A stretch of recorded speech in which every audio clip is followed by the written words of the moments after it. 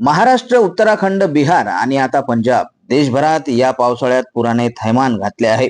पंजाबमध्ये गेल्या 2 दिवसांपासून पूर परिस्थिती प्रचंड भयावह झाली असून शेकडो गावे पाण्याखाली गेली आहेत. मोजता येणार नाही इतकी हजारो हेक्टर शेती आणि पिके पूर्णतः पाण्याखाली आहेत. पंजाबमध्ये पुराचा हाहाकार असून सतलज आणि व्यास नदीने धोक्याची पातळी ओलांडली आहे. पंजाबमध्ये पुराचा हाहाकार असून सतलज व्यास नदीने धोक्याची पातळी ओलांडली आहे. पुरात आतापर्यंत तब्बल 3,000 पेक्षा जास्त दुग्ध जनावरे याच्यामध्ये वाहून गेली आहेत. तर आतापर्यंत 60 पेक्षा जास्त लोकांचा यामध्ये मृत्यू झालेला आहे. देशभरात पंजाबसाठी मदतीसाठी प्रार्थना केली जात असून पूर परिस्थिती नियंत्रणात यावं याकरता मुख्यमंत्री मान सुद्धा प्रयत्न करत आहेत. पंजाबमधील ही पूर परिस्थिती पाहून मुख्यमंत्री भावूक झाले होते.